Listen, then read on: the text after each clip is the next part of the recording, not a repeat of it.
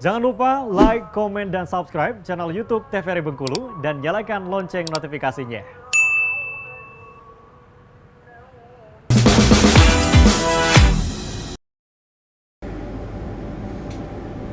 Assalamualaikum warahmatullahi wabarakatuh. Halo pemirsa Opini, apa kabar Anda di hari ini? Senang sekali tentunya obrolan pas di sini kembali lagi untuk di hari ini bersama saya Iqbal Fatwari yang akan menemani semua pemirsa Opini di hari ini. Kita ngobrol-ngobrol santai bersama dengan narasumber kita yang pastinya selalu spesial yang kita undang di studio Opini. Dan untuk Anda di hari ini jangan lupa ya, selalu kita ingetin untuk jangan lupa bisa subscribe juga untuk di YouTube channel TVRI Bengkulu biar bisa nonton nih TVRI Bengkulu di mana aja, kapan aja. Kalau belum sempat nonton Opini di hari ini, bisa nontonnya besok hari atau nanti malam atau seminggu lagi atau tahun depan, bisa aja dimanapun dan juga kapanpun. Jangan lupa juga aktifkan notifikasinya. Dan seperti biasa nih pemirsa, Opini kita sudah menghadirkan nih orang-orang yang luar biasa, dan sekarang ini juga orang yang luar biasa juga, aktif juga di masyarakat juga untuk turut serta mencerdaskan anak bangsa. Waduh, luar biasa sekali visi misinya ya. Sudah hadir di studio Opini. Ini dia Adi Idam Siregar. Halo Bang. Apa kabar Di? Baik. Luar biasa ya. Adi Idam ini kalau pemirsa Opini sering lihat bermunculan ya. Dia juga konten kreator. Kerjanya makan terus ya. Makan terus. Jadi gimana nih? Yang saya penasaran, konten kreator makan tapi badannya bisa stabil. Aduh, ini nggak stabil nih kayaknya nih. Dan dari awal sebelum dan before after terjun ke konten kreator makan-makan, spesialis makan-makan. Dulu BB-nya berapa beratnya? Dulu kayaknya masih 80, 90. Sekarang kayaknya udah mau ke 100 deh. Tapi emang karena sekarang udah jarang makan olahraga sih. Jadi yang kayak cuma makan doang sama tim kerja, makan, edit, video, upload, udah selesai. Akhirnya ya otomatis badannya lumayan meningkat ininya, proporsinya ya. Jadinya dikuras waktu olahraganya ya. Bener. Karena selesai ngonten terus ngedit juga lagi. Terus capek juga istirahat. Betul. Kerjaan yang lain lagi. Bener. Wah, luar biasa. Gimana nih menjadi seorang, sebelum kita ke tema nih, konten kreator makan-makan nih, otomatis kan kalau kita lihat yang di sosial media, wah enak nih kerjanya makan terus.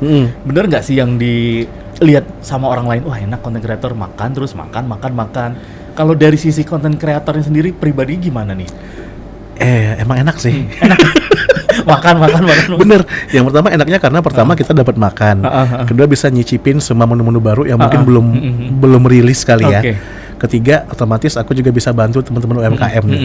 Tapi betul. yang nggak enaknya kadang waktunya kan nggak fleksibel nih. Kadang ada yang warungnya bukannya cuma pagi atau siang. Jadi pernah itu satu hari karena waktunya nggak fleksibel si UMKM-nya, kita harus jor-joran, kita cuma bisa hari Senin nih misalnya. Jadi kayak hari Senin kita endorse-nya di 5 tempat. Jadi kadang harus makan terus dijeda dulu, agak melongo dulu kan karena kekenyangan, akhirnya makan lagi gitu-gitu. Tapi untungnya dibantu sama tim-tim. Jadi aku makannya nggak bakal sendirian tuh. Nah itu juga tuh yang jadi pertanyaan tuh. Bener. Konten kreator kalau lagi makan itu makannya benar-benar dihabisin atau cuman wah icip-icip doang terus tim yang nyelesain? Kalau aku sih emang harus dihabiskan.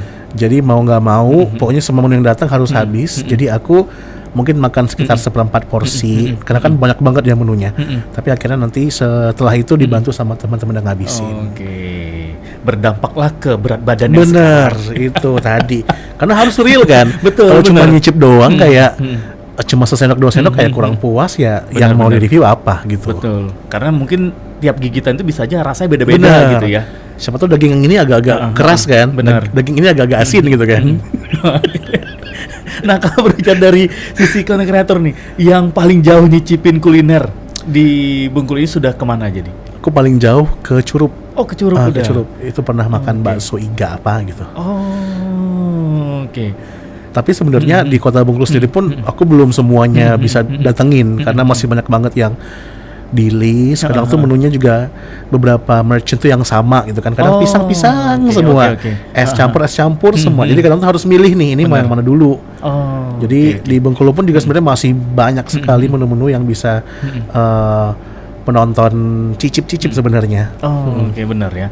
Apalagi juga sekarang kan jajanan tuh tiap hari tuh ada aja yang baru gitu ya. Jadi list yang lama belum selesai, tiba-tiba ada yang baru. Oke. Dan selain itu juga nih pemirsa, Adi Idam ini juga founder dari Barbel namanya. Jangan lihat dari badannya yang berotot juga.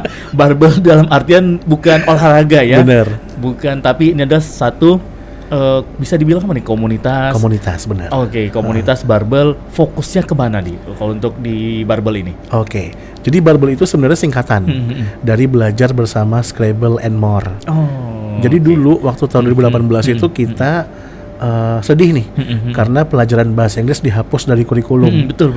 Jadi anak-anak SD dulu itu di beberapa desa sama di beberapa sekolah yang mungkin dana bosnya minim, akhirnya nggak bisa menikmati English subject gitu kan. Oh, oke. Jadi akhirnya kita dulu aku mikir kayak aku pun sama teman-teman mungkin yang udah belajar bahasa Inggris dari SD sampai SMA dari kecil itu masih agak belepotan ngomongnya gitu ya. Apalagi ntar anak-anak SD yang mungkin mereka dari SD nggak dapet bahasa Inggris, tiba-tiba di SMP dapet, pasti bakal kaget juga kan. Oke, Akhirnya betul. kita inisiatif untuk memberikan pengajaran gratis. Dulunya bahasa Inggris saja. Oh, oke, berarti awal itu dari keresahan. Benar. Adi bersama teman-teman nih yang Betul. ngelihat ngobrol-ngobrol, kurikulum bahasa Inggris dihapuskan nih gitu. Benar. Apalagi sekarang kan ya zaman modern ini bahasa Inggris itu wajib. Betul. Selain bahasa Indonesia udah pasti, bahasa Inggris juga Betul. wajib kita kuasain Betul. gitu. Oke, awal mula dulu nih terbentuknya berapa orang nih? Satu geng geng barbel 2018 ini. Dulu itu sebenarnya kalau dari awal-awal kita kan ngajar tuh nggak pernah sebentar. Jadi paling sebentar tuh 1 bulan sampai 2 bulan kita ngajarnya. Jadi memang mau melihat progres anak-anak sama bisa sustainable kan. Nah akhirnya dulu pas awal-awal terbentuk itu ada 5 orang, tapi yang datang cuma berdua, aku sama teman 1 orang. Oke. Jadi kita berdua lah yang keliling Bengkulu ini ngajarin anak-anak ngajar bahasa Inggris melalui beberapa media. Nah sekarang kita udah ngajarnya udah macam-macam, udah bahasa Inggris, bahasa Indonesia, udah ke kehutanan, kesehatan, prakarya. Berarti banyak juga teman-teman lain Bener. di ilmu pengetahuan yang lain juga Betul. ikut juga terlibat ini. Betul. Ya? Oke, wah keren banget ini. Berarti kalau dari segi bisa kita bilang penghasilan itu, berarti ini kalian ini terjun kan otomatis adalah relawan, bisa dibilang relawan gitu. Betul. Oke, memang niat dari awalnya dari keresahan itu, ayo dong kita terjun ke lapangan, kasihan nih adik-adik kita gitu. Jadi emang kalau dari segi pendanaan ataupun uang kas itu kita sebenarnya nggak punya. Jadi kalau misalnya kita mau mengadakan batch atau mau ngajar ke sekolah-sekolah, kita open donation dulu. Oke. Atau mungkin kita boleh masukin proposal ke beberapa instansi yang sekiranya bakal memberikan dana bantuan lah. Meskipun kadang mereka nggak ngasih fresh money. Misalnya mereka ngasihnya kayak alat tulis, Oke, peralatan buku-buku, tas, gitu. buku-buku. Akhirnya kita terima apapun yang mereka kasih, kita gunakan untuk kegiatan kita. Tapi kalau dari segi profit, benefits, kita nggak dapat uang sama sekali. Oke, gitu. karena kan barbel ini harus keliling juga dong. Bukan cuma hanya di Kota Bengkulu yang saya tahu ya, bener. pernah juga ke kabupaten-kabupaten Betul. gitu. Dan itu kalau dari segi biaya juga butuh kos yang Iya. luar biasa, terutama untuk teman-teman sendiri nih, penginapannya gimana. Karena terjun ke sana bukan sehari 2 hari Iya, kan. bener. Oh, oke. Tapi kalau misalnya masalah penginapan, kayak kalau makan-makan kita otomatis sudah kayak dari awal udah disepakatan nih. Kita kalau makan kita bareng-bareng, Oke. kita sum-suman berapa gitu kan uangnya. Kalau tidur kita udah siapin juga. Kadang kita minta sama bupati, sama rumah-rumah warga. Siapapun yang mau nampung kita terima, nanti kita tinggal bareng-bareng di sana. Seru dong gitu ya. Seru banget. Misalnya mau ke Curup, saya punya saudara nih di Curup, tinggal di rumah saudara. Bener. Wah, seru nih. Yang pertama adalah juga mengabdi juga untuk negara, juga berbuat kebaikan yang luar biasa nih kalau kita lihat. Tapi apa sih yang menginspirasi awal pertama kali untuk Adi bersama teman-teman ini untuk ya dong kita buat ini komunitas ini? Otomatis kan ini juga bukan satu hal yang mudah nih. Apalagi ngajak orang yang mungkin bisa tidak sevisi misi sama Adi dan teman-teman gitu. Apa sih yang melatar belakanginya? Yang pertama mikirnya kayak dulu tuh kita pertama kali kegiatan tuh di Kota Bengkulu sebenarnya. Di SD 1 sama SD 67. Nah, ternyata dulu di SD di kota pun pengetahuan literasi bahasa asing itu juga lumayan sulit orang-orang akses. Nah, akhirnya kita mikir kalau di kota pun susah, apalagi untuk adik-adik yang ada di desa gitu kan. Betul. Akhirnya dari sanalah kita mulai mencoba menghubungin teman-teman dari seluruh kabupaten di Bengkulu. Kita open recruitment. Akhirnya banyak nih yang mau daftar macam-macam kita seleksi. Akhirnya kita lakukan kegiatan per Mungkin kalau setahun bisa kayak 5 atau 6 kali kegiatan sih kita. Oke, 5 sampai 6 kali itu memang teman-teman ini terjun ke satu sekolah gitu. Benar. Berarti selama 2 bulan di sana. Iya, betul. Gitu. Wah, keren. 2018 sampai sekarang. Nah, bagaimana pada saat kemarin nih, pada saat ya pandemi satu dunia ini merasakan itu, di dampaknya teman-teman barbel gimana? Apakah kalian juga stuck sementara? Sedangkan ya adik-adik ini kan belajarnya itu kebanyakan yang online, Benar. butuh handphone segala macam. Mungkin ya tidak semua orang tua bisa memenuhi itu. Nah, peran dari teman-teman barbel ini gimana pada saat menghadapi masa-masa kemarin nih, COVID pandemi kemarin? Kalau kemarin waktu COVID-19 kita awalnya emang berhenti sekitar mungkin 3-4 bulan. Tapi habis itu kita cari cara gimana kita bisa tetap maintain jarak aman sama menggunakan protokol yang ketat banget. Akhirnya kita dibantu nih sama salah satu hotel di Bengkulu. Mereka menyediakan tempat yang steril, mereka menyediakan semua fasilitas dari hand sanitizer, dari cuci tangan, dari kudapan yang steril juga. Nah, kita lakukan kegiatan di salah satu ruangan mereka di sana.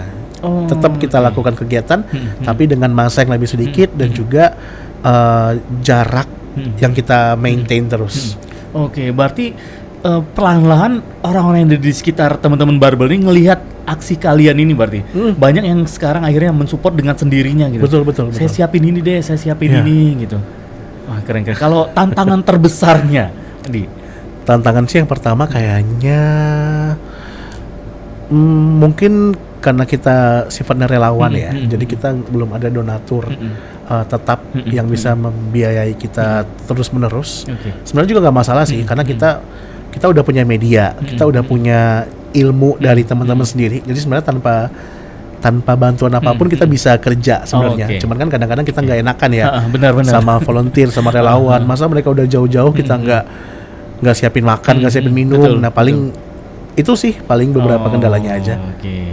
Nah ini kan teman-teman kan mengajar di sini. Nah berarti background teman-teman ini memiliki bisa dibilang hero pendidikan, misalnya mengajar bahasa Inggris, ada juga guru bahasa Inggris, alumni seperti di FKIP gitu-gitu, lain-lain. Berarti ini konsep belajar kali ini seperti apa yang kalian kerjakan ke adik-adik kita. Tapi seperti biasa nih, kita mau iklan dulu nih. Oke. Jangan dijawab dulu pertanyaannya, dan pastinya pemirsa Opini jangan kemana-mana. Setelah ini kami berdua akan kembali lagi, tetap setia di Obrolan Pas di sini.